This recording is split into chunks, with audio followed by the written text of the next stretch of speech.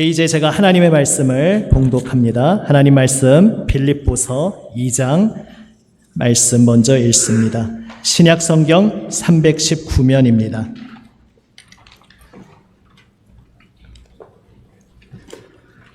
신약 성경 319면 빌립보서 먼저 2장 12절에서 14절 말씀입니다. 제가 말씀을 읽습니다. 2장 12절입니다. 그러므로 나의 사랑하는 자들아, 너희가 나 있을 때뿐 아니라 더욱 지금 나 없을 때에도 항상 복종하여 두렵고 떨림으로 너희 구원을 이루라. 너희 안에서 행하시는 이는 하나님이시니 자기의 기쁘신 뜻을 위하여 너희에게 소원을 두고 행하게 하시나니 모든 일을 원망과 시비가 없이 하라. 아멘. 다음은 4장 말씀입니다. 4장 4절에서 7절 말씀입니다. 4장 4절부터 제가 읽습니다. 주 안에서 항상 기뻐하라. 내가 다시 말하노니 기뻐하라. 너희 관용을 모든 사람에게 알게 하라. 주께서 가까우시니라. 아무것도 염려하지 말고 다만 모든 일에 기도와 간구로 너희 구할 것을 감사함으로 하나님께 아뢰라. 그리하면 모든 지각에 뛰어난 하나님의 평강이 그리스도 예수 안에서 너희 마음과 생각을 지키시리라. 아멘. 아버지 하나님, 하나님 주신 생명이기에 이 생명 다 바쳐 주님 우리의 삶의 모든 시간을 주님께 드려 주님을 찬양하며 주님께 예배하기 원합니다. 주님, 오늘도 오직 주님을 사모하며 주님 말씀 기다리는 고백으로 하나님의 사랑하시는 아들, 딸 주님 앞에 모였습니다. 이 시간 사랑하시는 아들, 딸을 위해 예비하신 생명 말씀을 들려주시옵소서. 말씀으로 저희의 심령을 새롭게 하여 주시옵소서. 세우신 말씀의 종을 붙드시고 아버지의 말씀을 담대하게 순전히 전하도록 성령님 주장하여 주시옵소서. 우리 구주 예수 그리스도의 이름으로 기도드립니다. 아멘. 할렐루야. 아멘. 지난주부터 새로운 피조물이라는 큰 제목으로 새로운 시리즈로 설교를 전하고 있습니다.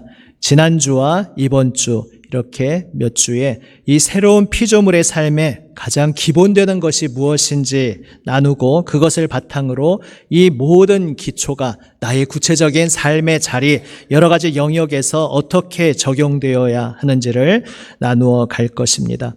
지난주에 우리는 새로운 피조물, 새로운 생명의 삶을 살게 하는 것, 오직 주님의 말씀으로 가능하다는 것을 보았습니다. 특별히 우리가 예배의 자리로 나오면서 늘 설교의 형태로 말씀을 접하고 계시지만 설교의 형태는 말씀을 받고 섭취하는 다양한 형태 중에 특정한 한 가지 방식이라는 것을 특별히 나누었습니다. 그리고 다른 형태가 함께 어우러져야, 함께 작용할 때 우리가 균형 잡힌 식단으로, 균형 잡힌 신앙으로 자랄 수 있다는 것을 나누었습니다. 특별히 가장 그 핵심은 직접 읽고 직접 묵상하는 형태, 이것이 왜 필수적인지를 나누었습니다. 이렇게 말씀을 직접 읽고 묵상할 때에 하지만 반드시 함께 해야 하는 것이 있습니다. 동전의 앞뒷면처럼 이것이 함께 붙어서 가야 말씀을 직접 읽고 묵상하는 것이 비로소 의미가 있습니다. 이 한 가지를 생각해 보셔도 그렇습니다. 제가 몇 년 전부터 이제 하브루타라는 용어를 소개하면서 왜 하나님께서 이스라엘 백성에게 어떠한 특정한 방식으로 하나님의 말씀을 읽고 묵상하도록 가르치셨는지, 왜 우리가 그 잃어버린 것들을 다시 회복해야 하는지 나누고 있습니다. 그런데 그때 틈틈이 말씀드렸습니다만 우리가 이런 의문을 떠올릴 수 있습니다. 아니, 그렇게 열심히 하브루타하고 성경 열심히 읽었는데 열심히 직접 읽고 열심히 직접 묵상까지 한 그 1등이 바로 유대인들인데 왜 유대인들의 대다수는 예수님을 받아들이지 않았을까? 이러한 의문이 들 수 있습니다. 바로 그 이야기를 오늘 나눕니다.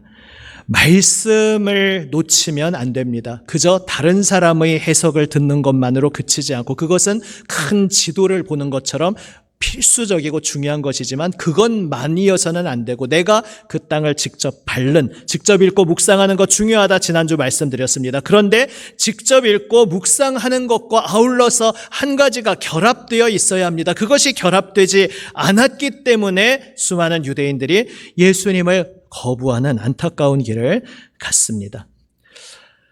사실 이것은 예수님 당시 시대뿐만 아니라 그 이전 구약 시대의 모든 시대 속에서 계속 나타나고 있는 현상입니다. 출애굽하여 그 구원의 은혜 가운데 광야를 걷던 백성이 계속해서 불평하고 원망하다가 그 1세대 백성 중에 갈렙과 여호수아 두 사람을 제외하고는 모두 약속의 땅에 들어가지 못하고 말았습니다.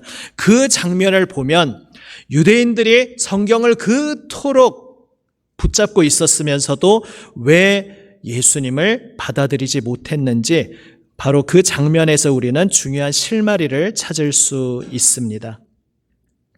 계속해서 불평하고 원망했던 이스라엘의 그 삶이 사실은 냉정하게 생각해 보면 이해가 안 가는 것은 아닙니다.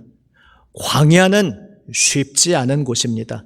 광야는 말 그대로 사막, 우리가 생각하는 보통 흔히 생각하는 모래사막과는 좀 다른 형태지만 또 다른 형태의 사막입니다. 사람이 애초에 살 수가 없는 곳입니다. 사람이 살 수가 없는 곳을 오랜 시간 통과하고 있으니 어찌 한숨이 나오지 않고 불평이 나오지 않겠습니까? 오늘 우리의 삶도 그렇지 않습니까? 우리가 예수님을 믿고 거듭난 삶을 살아간다 하면서도 참 쉽지 않은, 녹록지 않은 메마른 사막 같은 환경에 둘러싸여서 우리가 살아갑니다. 여러분 어떠십니까? 한번 지난 한 주간 혹은 요즘 내 인생에서 내가 계속 자주 접하게 되는 내 주변 사람들을 한번 지금 잠시 떠올려 보십시오. 우리 생각은 빛의 속도보다 빠르니까 잠깐 생각하시면 되겠죠. 눈을 감고 천천히 묵상을 해볼까 하다가 안 그러셔도 다 떠올리실 것 같습니다. 내가 요즘 만나고 있는 주요 내 주변 사람들 한번 떠올려 보셨습니까? 또 혹은 내가 요즘 계속 생각하고 고민하고 신경을 많이 쓰고 있는 뭔가 계속 내 머릿속에 내 마음속에 계속 깊이 많은 자리를 차지하고 있는 어떤 사건, 어떤 상황, 어떤 내 생각, 그런 것도 한번 어떤 것이었는지 잠시 한번 떠올려 보십시오.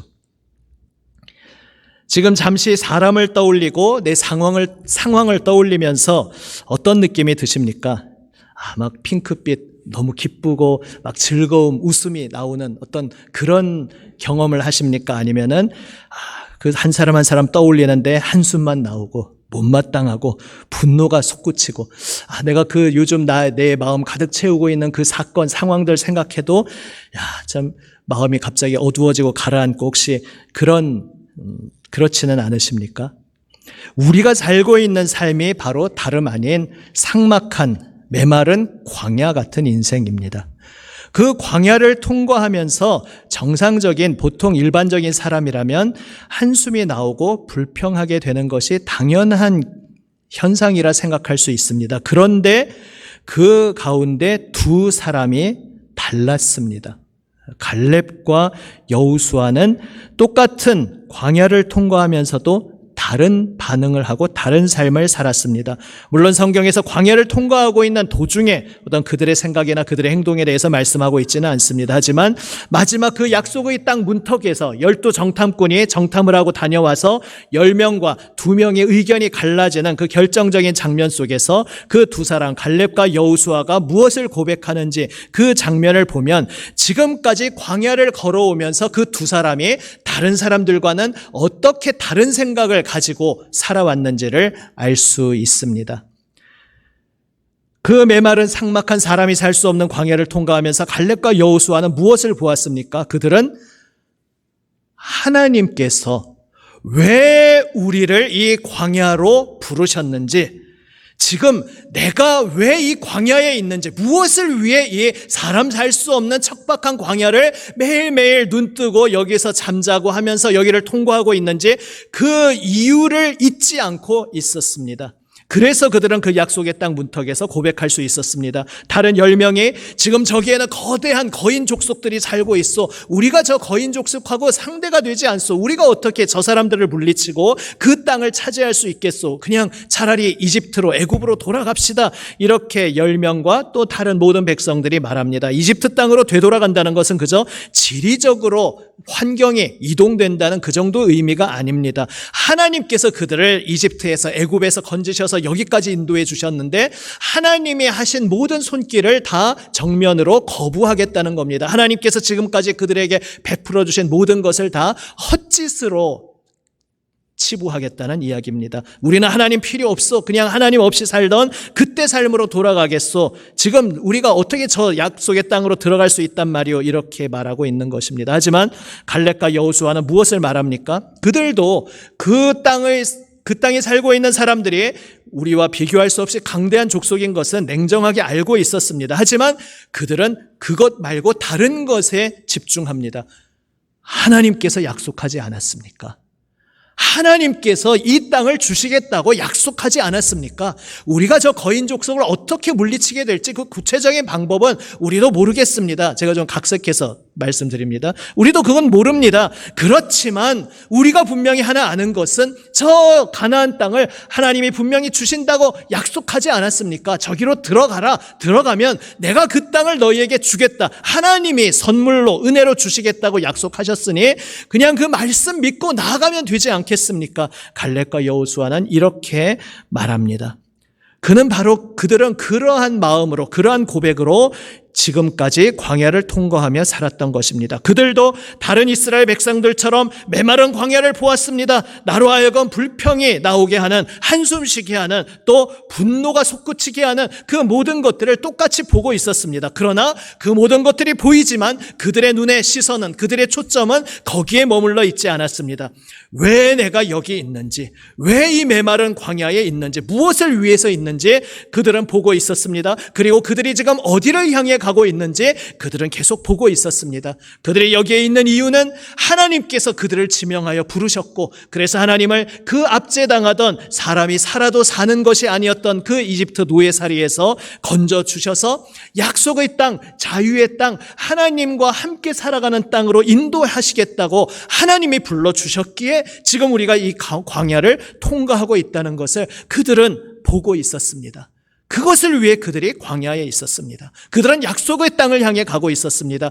그래서 똑같이 한숨 나오는 척박한 그 환경에 둘러싸여 있었지만 그것을 놓치지 않았기에, 그것을 보고 있었기에 그들은 하나님을 의지하며 하나님께 자신의 모든 삶을 맡기고 하나님께서 명하시는 그 약속의 땅으로 나아갈 수 있었던 것입니다. 한마디로 하나님이 우리에게 행하신 일을 잊지 않은 것입니다. 그것을 한마디로 은혜라고 말할 수 있습니다. 하나님께서 우리에게 행하신 역사는 은혜입니다. 구원의 은혜입니다. 하나님께서 아무 자격도 공로도 없는 우리에게 거저주시는 은혜로 다가오셔서 우리의 힘으로는 벗어날 수 없었는데, 구약으로 말하자면 우리의 힘으로는 저 이집트 노예살이에서 벗어날 수 없었는데, 이제 완성된 신약으로 말하자면 우리의 힘으로는 우리를 짓누르고 끌어당기는 이 죄와 죽음의 세력에서 우리를 해방시킬 수 없었는데, 그런데 하나님께서 행하셨습니다. 하나님께서 전적으로 들어오셔서 용사이신 하나님께서 모든 원수를 물리치셨습니다. 우리 주님 예수님께서 영적인 용사로 우리에게 오셔서 그분의 피 흘리심으로, 그분의 생명 내어주심으로 우리를 짓누르던 죄와 죽음의 권세를 다 깨트리시고 파하시고 승리하시고 우리를 새로운 세상, 거듭난 새 생명으로 불러주셨습니다. 그 구원의 은혜를 우리에게 베풀어 주셨습니다. 바로 이 은혜를 기억하고 이 구원의 은혜를 계속 바라보고 있는 것이 우리 신앙의 가장 중요한 핵심입니다. 이것이 말씀을 읽고 묵상하는 것과 결합될 때에 비로소 그 말씀을 통한 우리의 신앙의 결실이 나오게 됩니다. 하지만 그 하나님의 행하신 것, 하나님의 은혜를 망각한 채로 그저 성경 자체를 붙잡고 파고들면 그것은 교만으로 이어집니다. 바로 예수님 당시에 예수님을 거부하고 예수님을 심지어 정죄하고 미워하고 죽여야 할 자로 여겼던 바리새인, 유대인들이 빠졌던 함정이 그것이었습니다. 교만이 무엇입니까? 교만은 그저 잘난 체 한다라는 그런 의미가 아니라 교만은 내가 나의 주인이라는 그러한 마음입니다. 하나님, 마땅히 주인 되실 창조주 하나님이 나의 주인이심을 고백하지 않고 그분께 영광을 돌리지 않고 내 뜻대로 살겠다, 내가 주인이다, 내 힘으로 살겠다 이렇게 생각하는 것입니다. 갈렙과 여호수아를 제외한 나머지 사람들이 왜 약속의 땅에 들어가려 하지 않았습니까? 하나님께서 선물로 주신다고 하셨는데 자기가 한다고 생각했습니다. 내가 해야 한다고 생각했습니다. 그러니까 내가 해야 한다고 생각하니까 거기에서부터 할 수 없다는 생각, 그리고 어떻게 하냐 절망, 불평, 한숨, 분노가 나온 것입니다. 내가 한다고 생각하니까 자기가 이룬 것들 자기의 공로라고 생각됩니다. 그래서 예수님 오셨을 때 당시의 바리새인들은 자신들의 경건이 자신의 훈장이 되어 있었습니다. 우리는 이렇게 여기까지 하나님을 잘 섬겼다. 우리가 이렇게 말씀을 많이 연구하고 많이 알고 있다. 그러나 우리와 나와는 달리 저 어떤 안된 자들은 말씀도 모르고 우리처럼 주님을 잘 섬기지도 않는다 이렇게 정죄하는 자리로 나아갔던 것입니다. 예수님을 거부하게 된 것, 교만에서 나온 것이고 그 교만은 하나님이 나에게 베푸신 은혜를 망각한 데에서 나오는 결과인 것입니다. 지금 우리는 어떠한 삶을 살아가고 있습니까? 우리는 기본적으로 예수님께서 나를 십자가 보혈 은혜로 구원하셨다는 것을 다 고백하고 있습니다. 그러나 진정으로 나의 삶의 순간순간 내 마음 깊은 곳에서부터 정말로 하나님의 은혜를 내가 놓치지 않고 있는지, 내가 정말로 하나님의 그 폭포수 아래에 들어가 있는지, 하나님의 그 은혜의 바다 앞에 내가 뛰어들어서 거기에 내 몸을 잠그고 있는지, 이것을 다시 한번 오늘 잘 돌아보시기를 원합니다. 지금 내 삶을 살아가면서 요즘 무언가 내 삶이 힘겹고 고통스러울 수 있습니다. 그러나 그 속에서 내가 어디를 바라보느냐에 따라서 내 마음의 중심이 서 있는 자리, 뿌리 내린 자리가 완전히 달라질 수 있습니다. 오늘 하루 어떠셨습니까? 어제 하루 어떠셨습니까? 지난 한 주간 살아오며 어떠셨습니까? 내 삶이 혹시 재미없다 여기셨습니까? 지긋지긋하다 여기셨습니까? 무언가 내 주변 나를 둘러싸고 있는 사람들이 못마땅하게 여겨졌습니까? 도대체 내 인생이 왜 좀 속어를 섞었으면은 이 모양 이 꼴아지지? 혹시 이런 생각 속에 내 마음이 너무 힘겹지 않았습니까? 그런데 잘 생각해 보십시오. 지금 이 모양 이 꼴아지인 내 삶의 주관자가 하나님이십니다. 그러니까 내가 계속 불평, 원망, 분노의 자리에 있을 때 나는 그게 그 불평, 원망, 분노를 유발시킨 어떤 사람, 어떤 환경을 탓하는 것이라고 나는 생각하지만 사실 그 자리에 계속 나를 방치시켜 두면 궁극적으로 지금 내 인생을 하나님이 주관하시고 있다는 것도 내가 다 망각해버리게 되는 것이고 하나님의 은혜로 내가 지금 감사할 것밖에 없다는 것, 하나님께 기쁨의 찬양 드릴 것밖에 없다는 그 고백도 다 잃어버리고 그냥 죽지 못해 사는 그런 삶을 살아가게 됩니다. 하나님을 믿는다 하는데 은혜를 잊어버린 인생만큼 비참한 인생이 없습니다. 이 세상에서 교회를 흔히 비판하곤 합니다. 여러 가지 원인들이 있을 수 있지만 궁극적으로 교회가, 믿는 성도들이 세상으로부터 비판받고 손가락질을 당할 때 우리가 중요한 것을 놓치고 있는 그 삶을 보여주었기 때문일 수 있습니다. 무슨 이야기입니까? 무언가 교회, 종교적인 것들은 다 붙잡고 갔을 수 있습니다. 바리새인 유대인들이 그랬던 것처럼 내 삶이 종교적인 여러 요소들로 가득 차 있었을 수 있습니다. 하지만 그 중심에 하나님께서 나를 구원하신 그 은혜를 망각하고 그래서 감사가 사라지고 불평과 한숨과 분노와 교만과 정죄만 나오니까 세상 사람들이 기독교인들을 보면서 위선자라고 생각하는 것입니다. 말은 잘하는데 삶은 다르다라고 생각하는 것입니다. 물에 빠지면 입만 동동 뜬다고 그렇게 우스개 같은 이야기로 조롱하는 것입니다.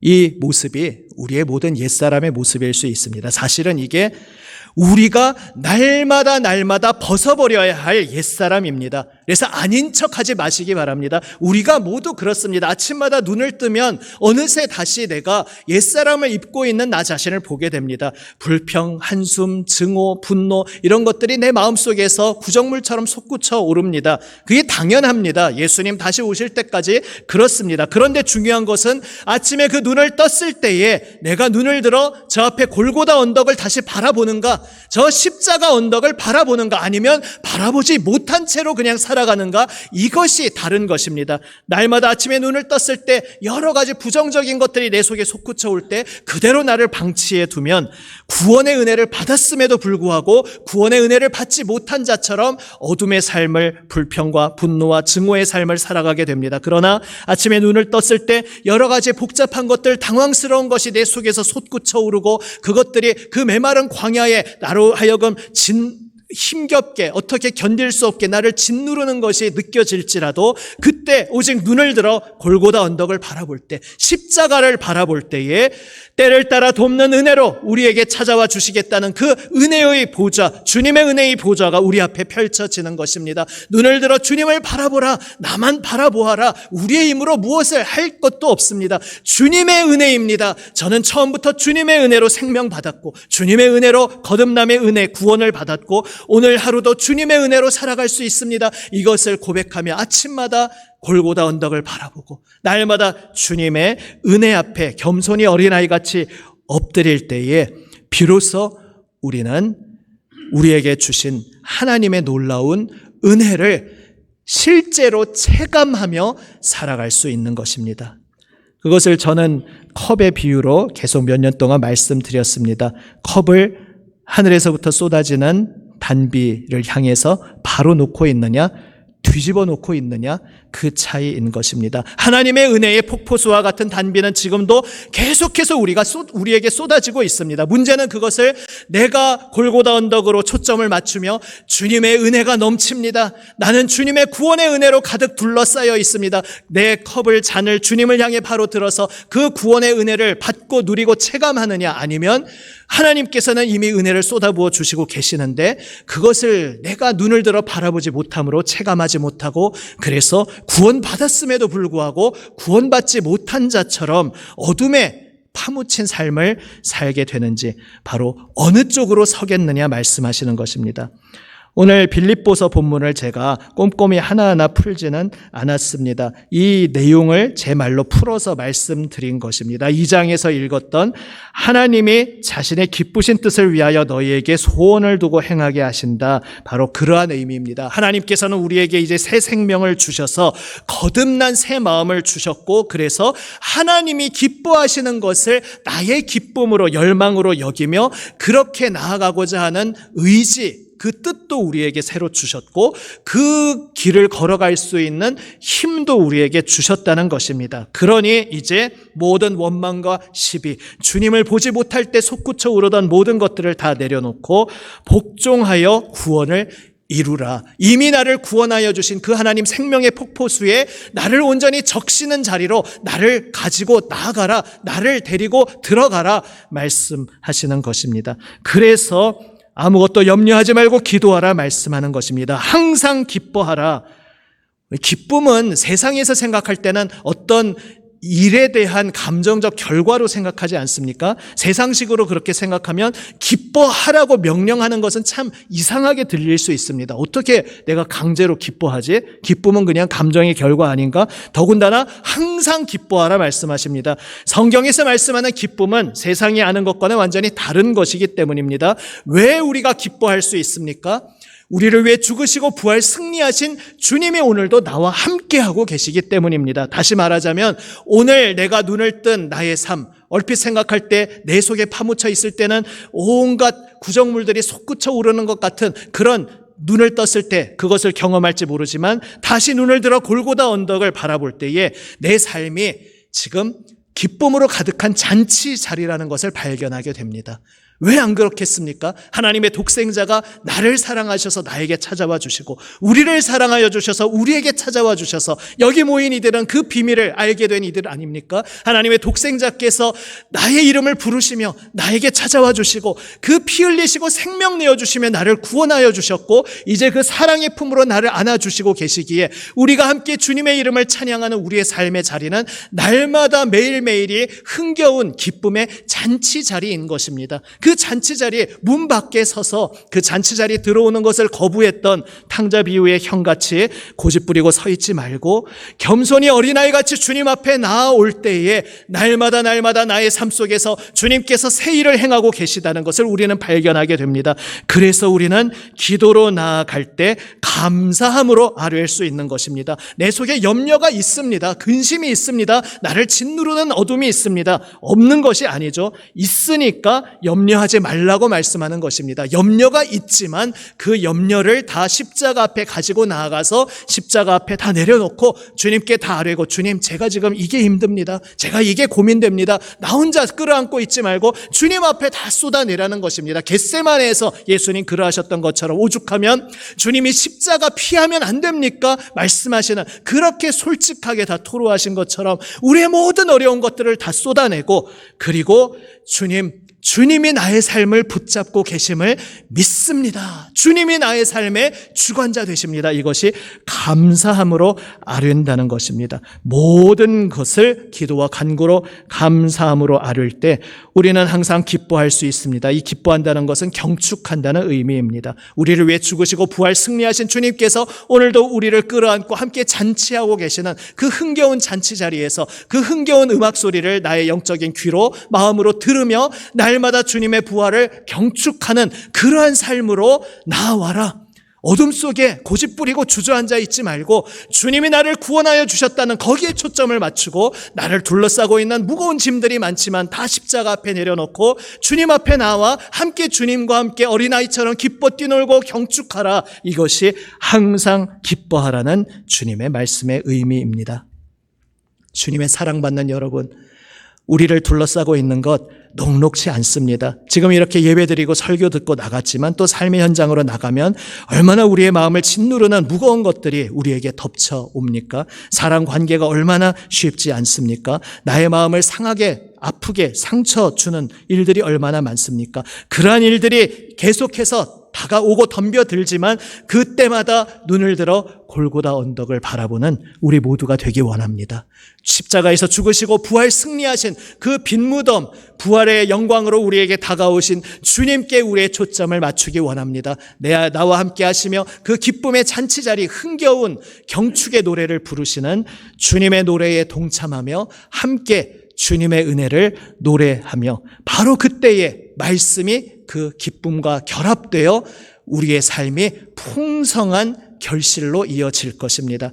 이 기쁨의 경축에 빠진 말씀은 독이 됩니다. 그러나 이 기쁨의 경축에 우리가 잠길 때에 이 말씀의 묵상은 우리에게 약이 되고 우리의 생명이 될 것입니다. 이 생명의 고백으로 기쁨의 고백으로 주님의 말씀 속으로 나아감으로 우리를 향하신 주님의 놀라우신 구원의 은혜를 날마다 풍성히 누리시기를 우리 주님의 이름으로 축복합니다. 아멘. 기도하시겠습니다.